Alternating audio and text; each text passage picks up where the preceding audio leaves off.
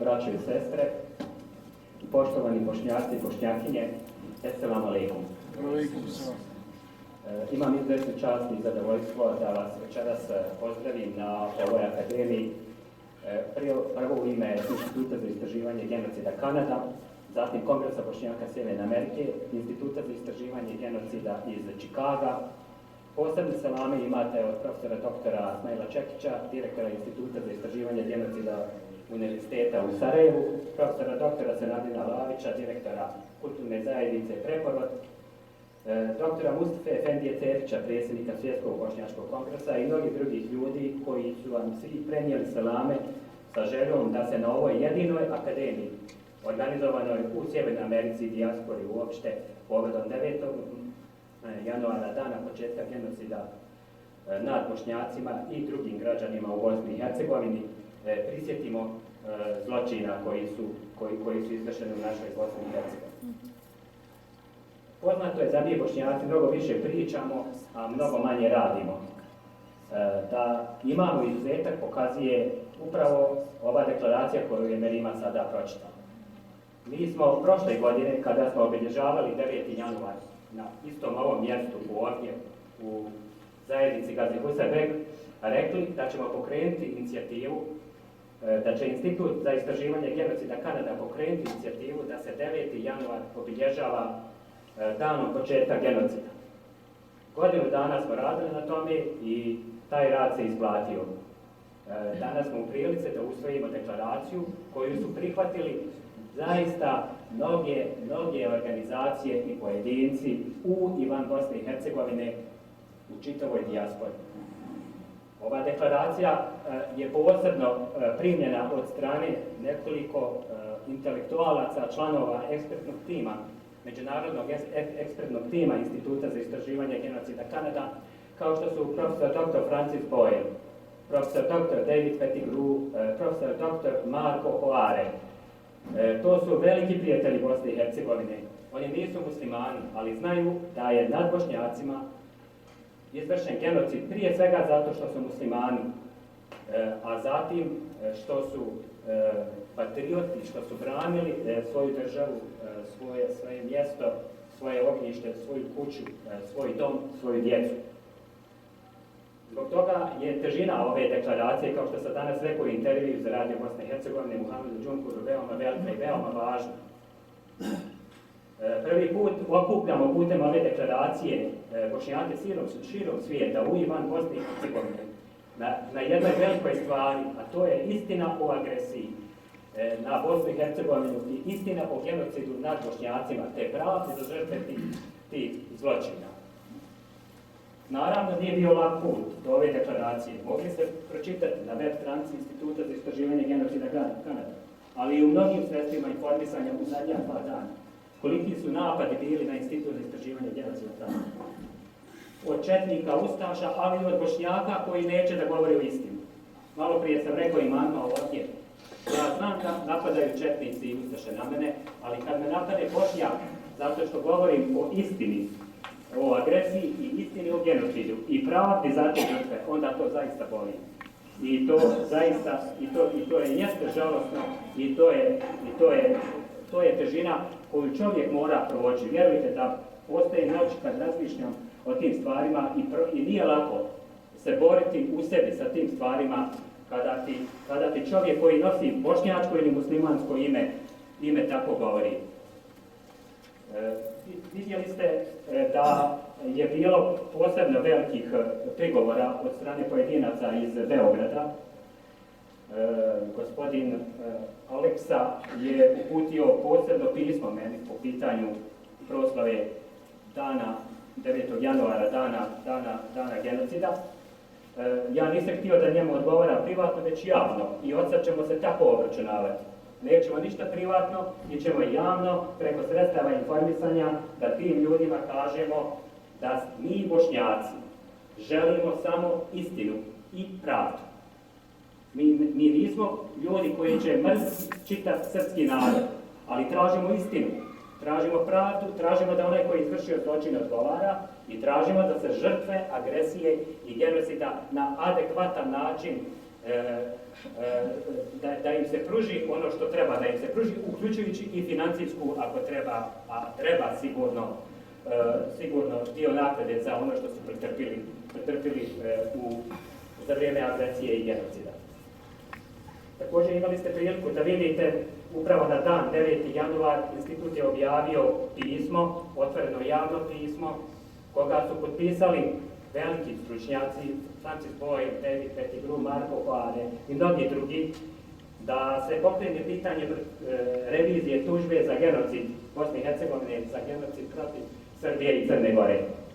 Ali prije nego što kažem nešto o ovim stvarima, želim vam prenijeti svoju totalnu razočaranost u politički establishment bošnjačkog naroda. Ova presuda od 27. januara 2007. godine kaže da je Republika Srpska, da je vojska i policija Republike Srpske izvršila genocid. Tačka 1. Oslobođena Srbija od izvršenja genocida, ali se Srbija krivi zato što nije ništa uradila da spriječi genocid. Ova tužba u svim elementima manjkava je sasvim dovoljna da gospoda naša u parlamentu Bosne i Hercegovine, u predsjedništvu Bosne i Hercegovine i u vijeću ministara Bosne i Hercegovine pokrene proceduru ukidanja kako imena Republika Srpska, tako i tog entiteta čije su institucije napravile genocid i agresiju. Nikada se nije to desilo. Za koga rade naši politički predstavnici? Ja se pitam i dajem odgovor, ne rade za bošnjački narod, nažalost, ne rade. Niko od njih nije postavio to pitanje. Efendija je na početku spomenuo gospodina Emira Suljagića. Mi smo bili sa njim u St. Louisu, imali smo odlične razgovore, usput informacija da postoji velika vjerovatnoća da će nam gospodin Emir Suljagić biti u Kanadu uskoro. Radimo na tome i račemo na tome. Međutim, pitanje je koliko koalicija za 1. mart, kad su pitanju izbori, ima šanse.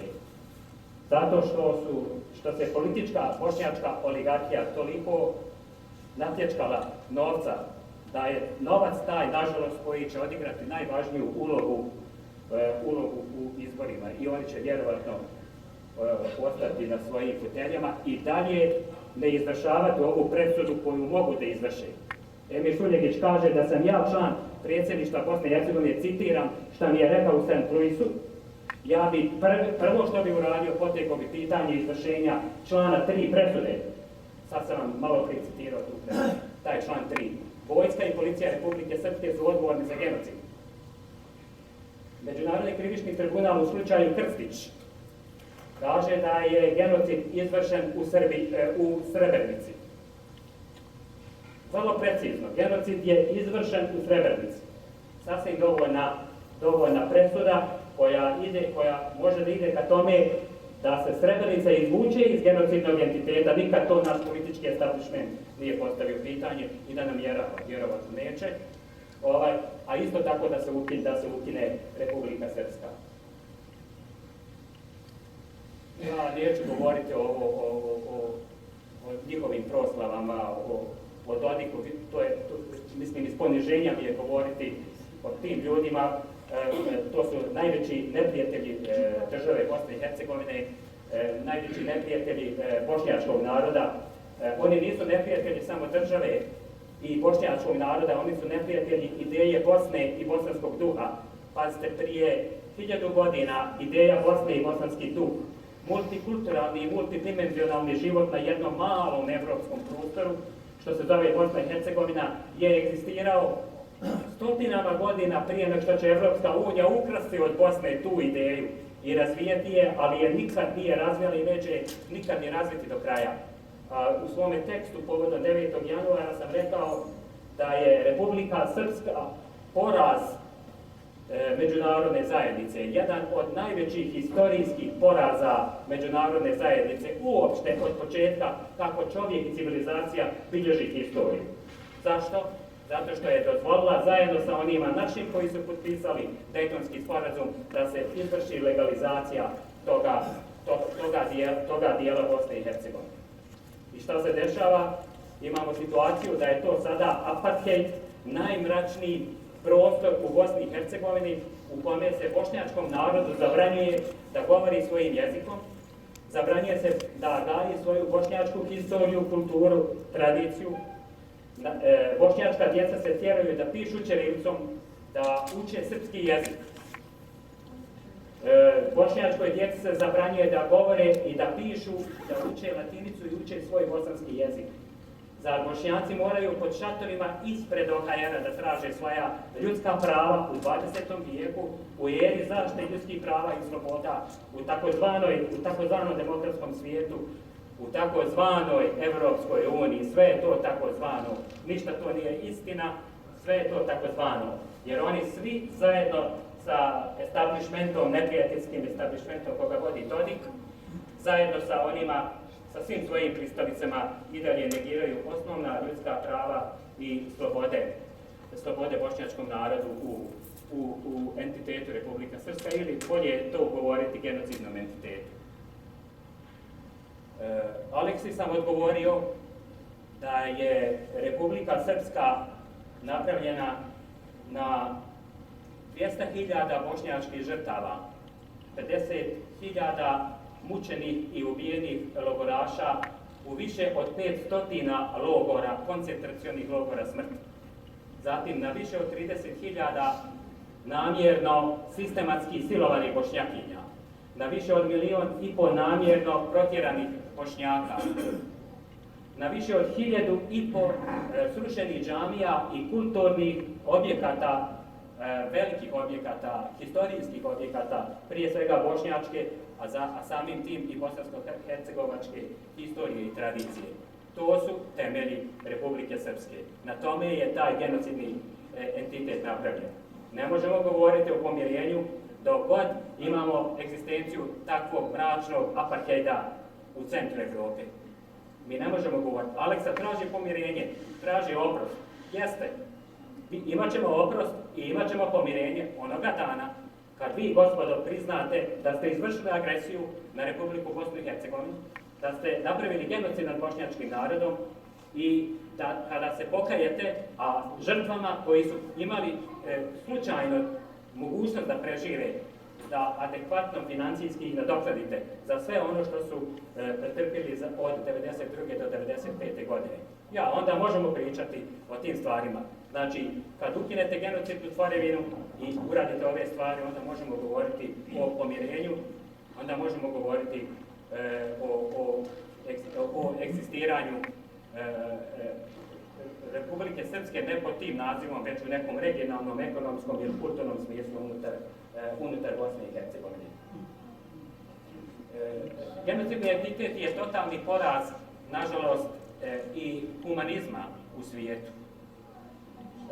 Agresijom i genocidom nisu se samo pokušali urušiti i ubiti Bošnjaci, bošnjački narod ili država Bosna i Hercegovina, već ono najsvjetlije u Bosni i Hercegovini, a što je posebno u bošnjačkom genu, a to je multidimenzionalno življenje. Znači, multikulturalnost, multireligioznost, multinacionalnost. Bošnjaci su ti koji su to gajili od početka, još od bogumilskih korijena. Za vrijeme Turskog carstva to čuvali, za vrijeme Austro-Ugarskog carstva to čuvali, za vrijeme prve i druge Jugoslavije to čuvali. Uvijek su to čuvali.